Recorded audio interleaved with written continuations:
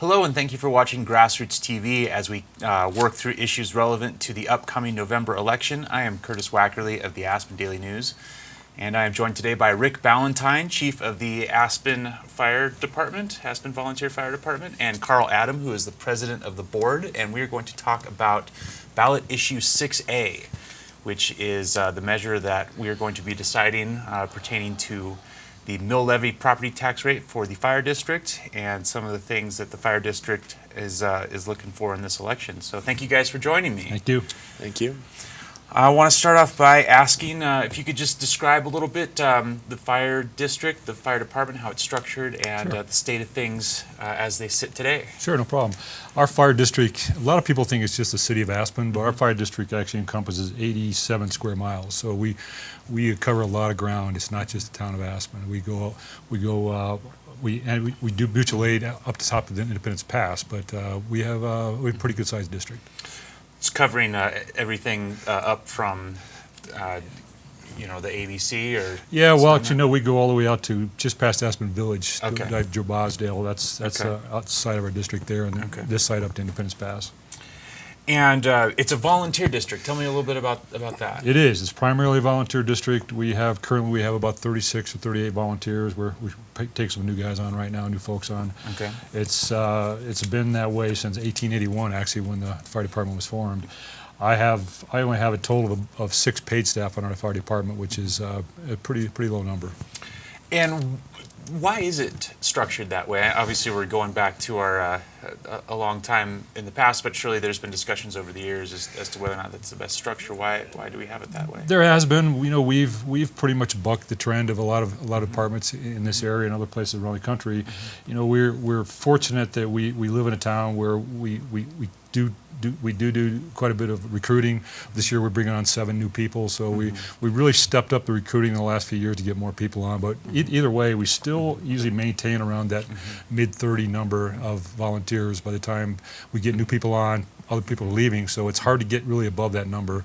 Back when I started about 30 years ago, the number was about 45 to 48 people, but we have trouble maintaining that kind of numbers these days. It's just everyone's lives are just so busy and so many jobs that we're struggling to get that number back up. But you find that the model still works? The model still does work. Again, we're struggling because the volunteers, because so many of them work so many different jobs, the training demands now are much different than they were in 1953 when this district was formed. There's a lot more training requirements from the city, from the state and national standards as well. So we try to keep up with those. And so how about just the day-to-day operations and the number of calls you receive, the type of calls you receive? Can you talk about that and, Sure. and the trends you're seeing there? Sure. Well, one thing that's really is difficult for us is alarm calls. Our alarm calls keep going up. We're doing all we can to try to get the alarm calls down. Our department averages about 4 calls a day. Some of those are false alarms, some of those are real fires, some are car wrecks, and some are rescue calls, and medical calls. But for a volunteer fire department, we're getting paged out about 4 times a day. And how does that work? If are you on call essentially as a volunteer on certain shifts, or how is the division? Yeah, of the way labor? we're set up here, we have 4 different truck teams with captain on each team. They're on call a week at a time. So in certain that volunteers have overnight shifts. They don't have to spend the night at the station, but they overnight shifts to take the late night calls. But if you're on call and they need you, you go. You go, yes. Okay. You go. Okay. And from a taxpayer standpoint, because of our volunteers, we have the lowest mill levy in the state. So I mean, the financial side of our organization, because of our volunteers, it's incredible what they do for the taxpayers. That's a huge benefit to the taxpayers by having people who are willing to volunteer to do this Exactly, job. rather than full-time paid people. Okay. Well, let's talk about 6A. You're asking for a mill levy increase of 1.325 mils. Correct. On top of what you have now, which is 0.875. That's correct. So it's more than double what you have now. Yeah, one thing to understand though, that 1.325 mill levy increase, a big portion of that is to fund the housing component that we want to build at North 40. We have property out there already that we want to build housing on. In fact, I did a North 40 presentation with some proposed housing, what it might look like a couple days ago, and it was very well received by most people at the HOA. So I'm hoping we were able to get that built finally. Important part of us keeping our volunteers and keeping our staff here in the valley is in-district housing. We require right now, if you want to be a volunteer or firefighter on our department, you have to live in the district. That's unlike a lot of the other models around the area and around the state. So having in-district housing that we control and we can take care of our firefighters is a huge component of keeping us primarily volunteer. How critical will having that housing complex be, which I've seen described as maybe 12 to 14 units, $16 million project? Right. How critical is that to you being able to keep volunteers, an appropriate number? It's absolutely necessary. You know, it's even tougher and tougher. I don't have to tell you and the rest of the people out there that housing in this valley is tougher all the time, and there's more a competition for the housing units that are available. So having something that we can help with recruitment, that's going to be a big tool for the future to help maintain adequate numbers of volunteers and retainment as well. Keeping firefighters we have already trained. That's the key. How will you decide who gets the units if there's more than 12 families that want them? It'll be based on years of service, qualifications, other criteria that we put in place. Another thing, Curtis, with this ask that we're doing, once the housing is paid for, the mill decreases to 0.9. Okay. So, you know, essentially double what we're at right now. And why do you need, set the housing aside, an ongoing, basically doubling of your mill levy? I mean, right now, you know, with having Rick come on board and acting as our chief, we've been able to really increase the sophistication level of our department, if you will. And one of the things that we've asked him to do was a deep dive into our capital replacement needs as we go into the future. And he created this beautiful schedule for us. And as we stand right now, we'll essentially run out of money by 2021, 2022 when we have 2 new fire trucks that we need to purchase. Okay. You know, we've kind of extended the useful lives of a lot of our trucks longer than what federal guidelines really say we should be doing. And so we're already pushing the edge a little bit on that. And so, you know, under our current funding levels, we'll basically not be able to buy fire trucks in 4 years. Seems like that'd be a problem. That might be problematic. What does one of those puppies cost? I mean, they're all over the board. They're anywhere from $400,000 to $1.3 million, okay. Right? Isn't that what our ladder was? Yeah, the wildland fire trucks, the one like Boogie just helped us get, they're less money, but the structure fire trucks and the ladder trucks, our ladder truck was $1.3 million when we bought it in 2010.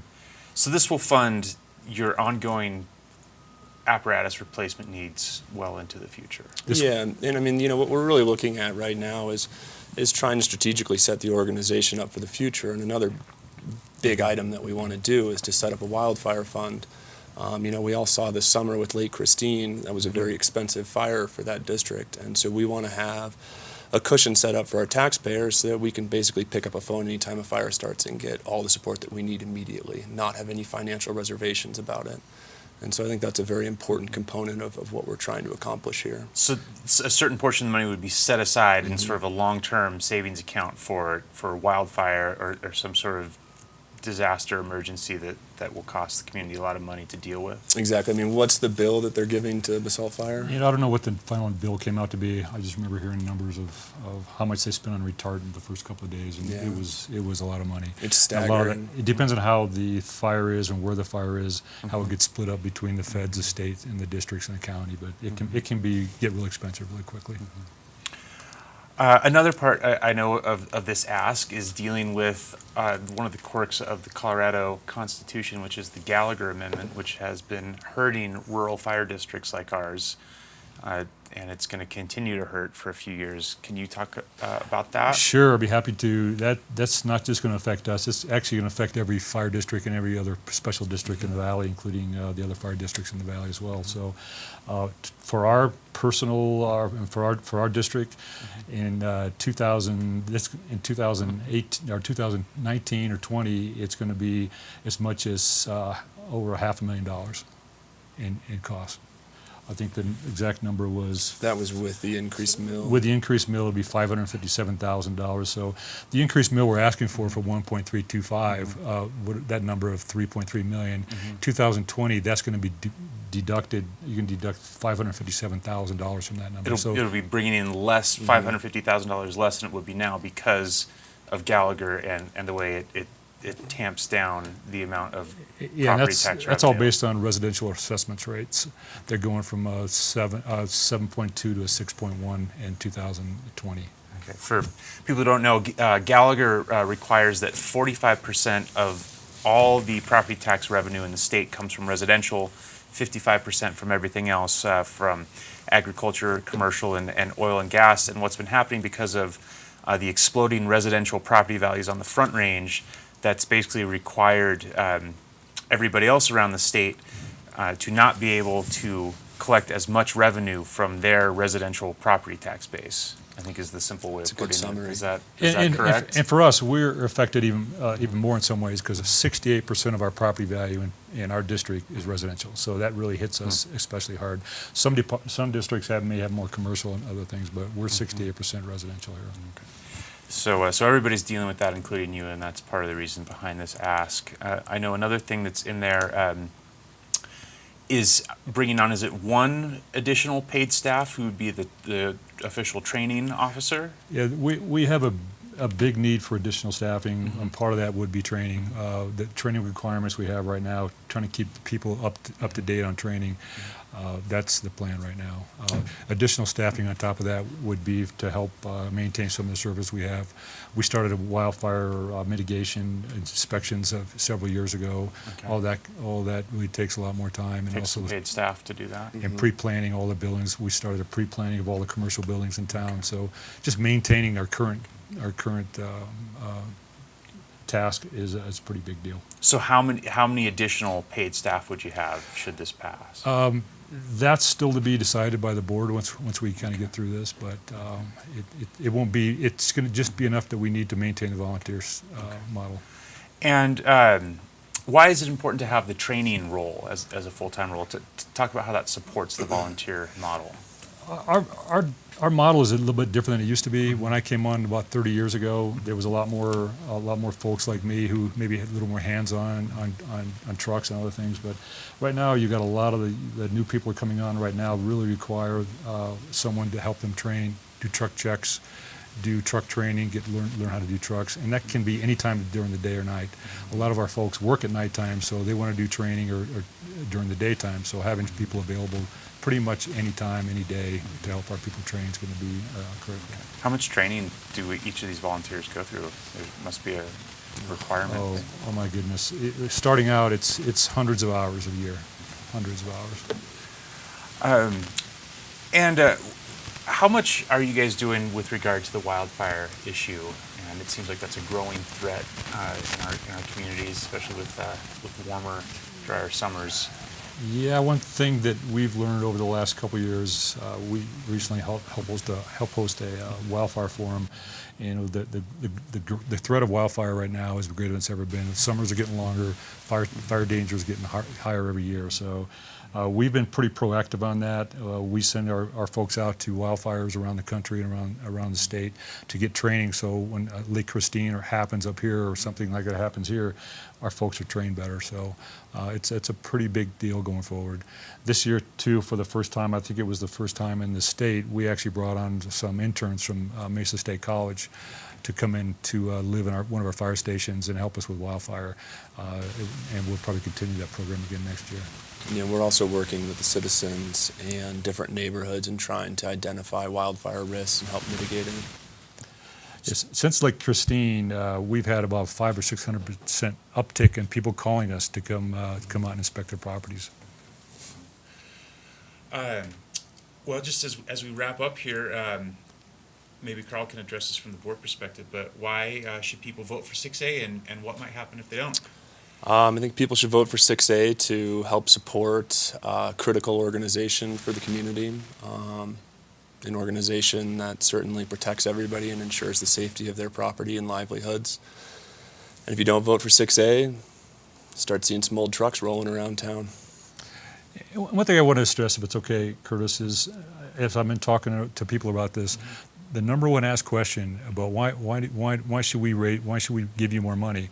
Why don't you just get more money from the city or the county? a lot of people seem to think that we get some of our funding or all of our funding from the city budget or the county budget when we actually get zero money from the city or county. I was surprised that was the number one question. Not a single cent from either one of those agencies. Not a single cent from either agency. We're a special district, and only funding we get is from property tax. Our mill levy of 0.874 was actually set back in 1953 when the district was formed.